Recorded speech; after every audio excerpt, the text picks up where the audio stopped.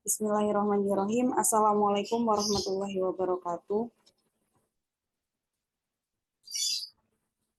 Yang terhormat kepada Ibu Dr. Iis Solisin, MPD, selaku dosen pengampu mata kuliah metode penelitian pendidikan matematika. Di sini saya Dinda Novanti dengan NIM 20201112033 akan mempresentasikan proposal penelitian saya yang berjudul peningkatan kemampuan berpikir kreatif matematis siswa SMP melalui pendekatan pembelajaran kontekstual teaching and learning.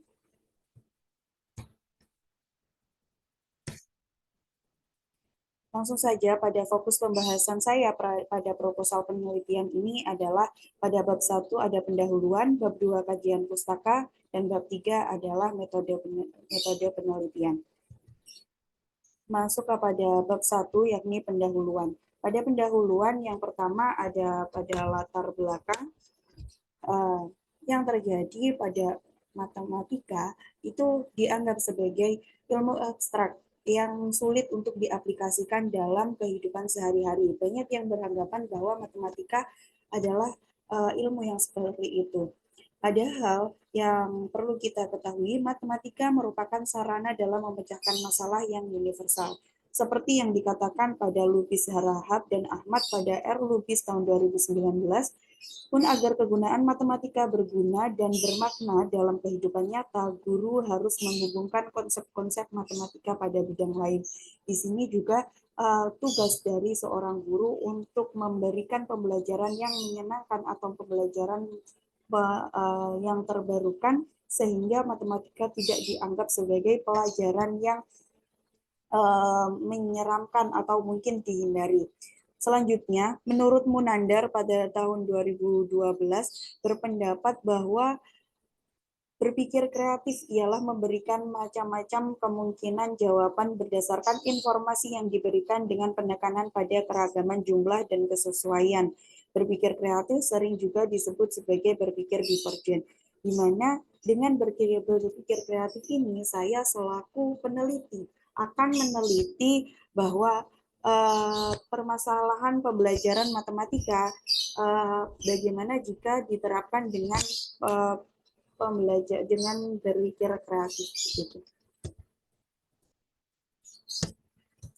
Selanjutnya pada bab 1 ada identifikasi masalah, di mana identifikasi masalah yang pertama adalah kurangnya pemanfaatan media pembelajaran, dan yang kedua guru menggunakan model pembelajaran yang kurang bervariatif, di mana di sini siswa juga akan memunculkan rasa-rasa bosan dalam belajar matematika.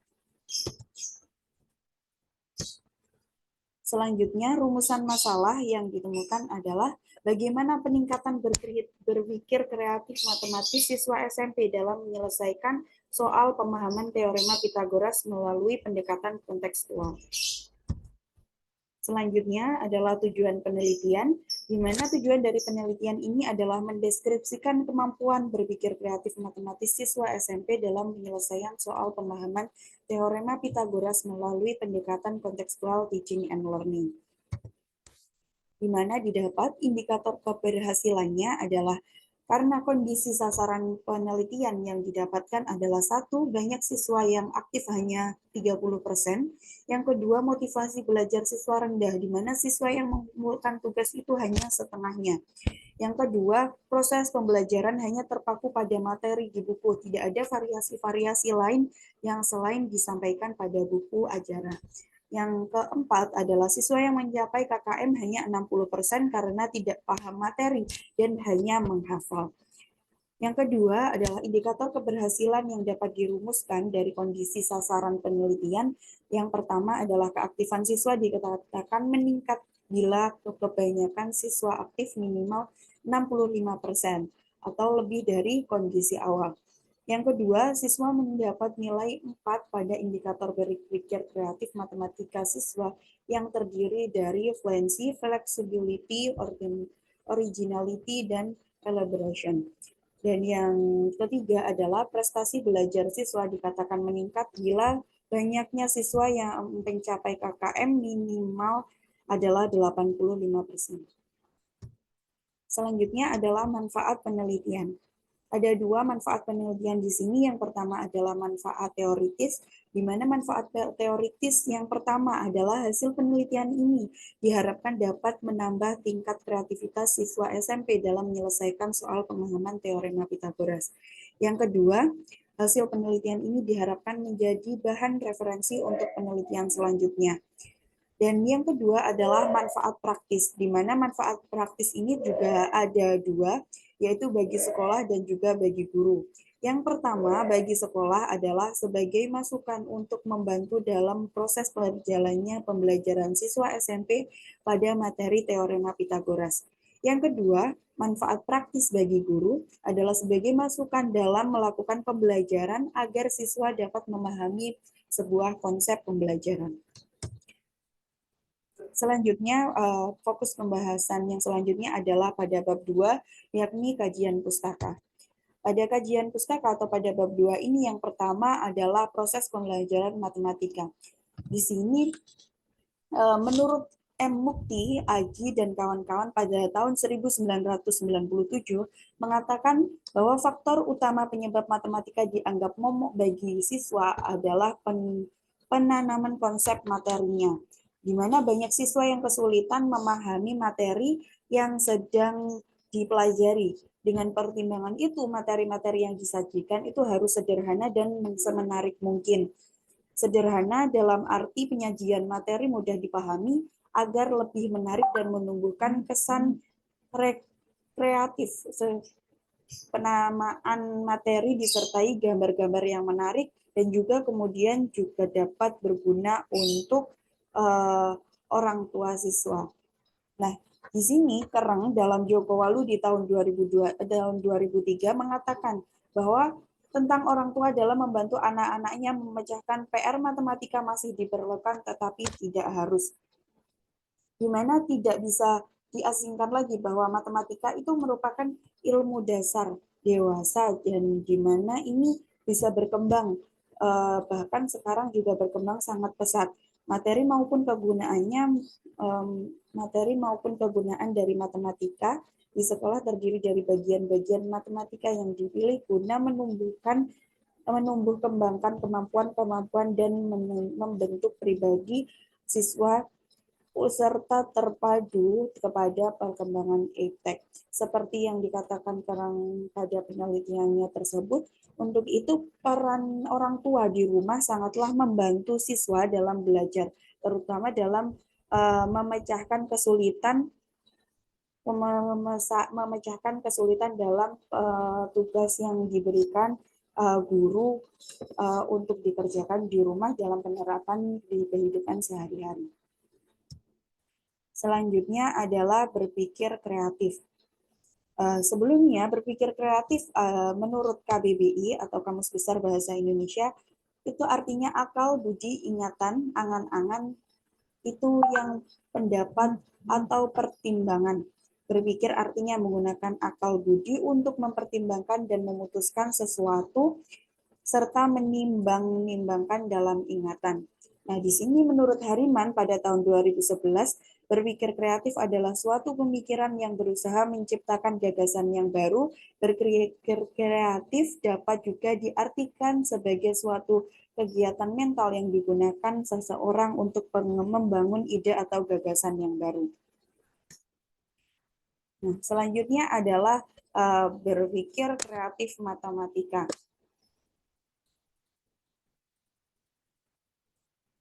Di mana kemampuan matematika pada hakikatnya sebelum itu pada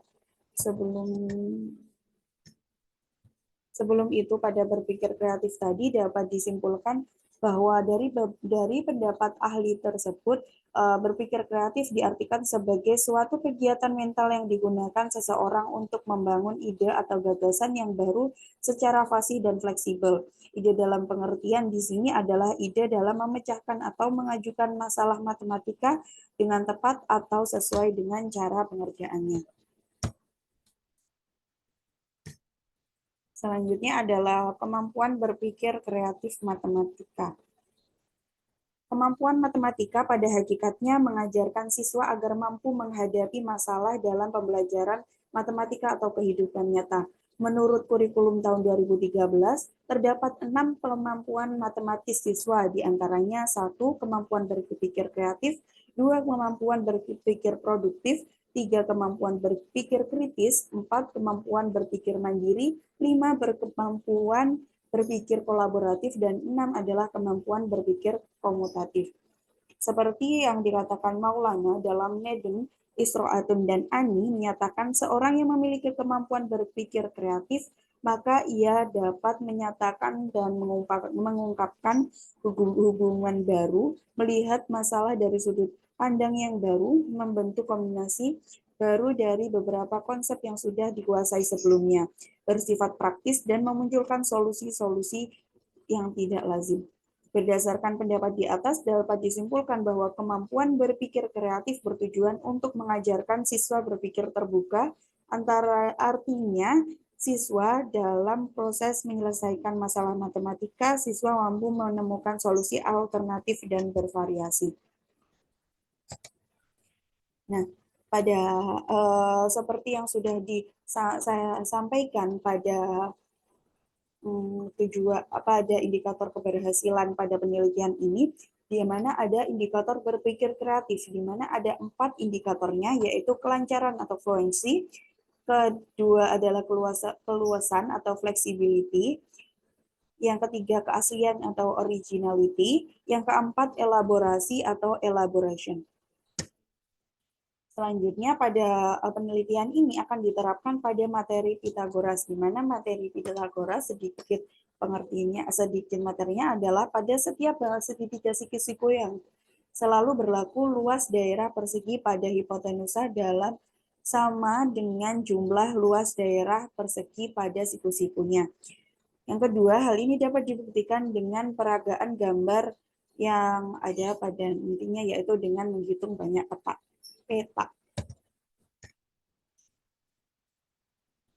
Selanjutnya adalah penelitian terdahulu yang relevan.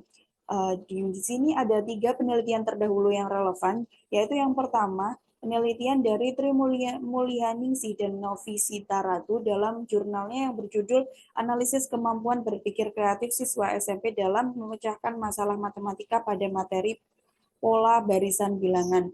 Yang kedua, Eko Sujarwo dan Trinova Hasti Yunianta dengan judul penelitian Analisis Kemampuan Berpikir Kreatif Siswa Kelas 8 SMP dalam Menyelesaikan Soal Luas Bangun. Yang ketiga ada Lilis Setianingsih dan Bambang Priyodarminto dalam jurnalnya yang berjudul Analisis Berpikir Kreatif dalam Menyelesaikan Masalah Barisan dan Deret Aritmatika dengan Metode Open-Ended. Selanjutnya adalah hipotesis tindakan.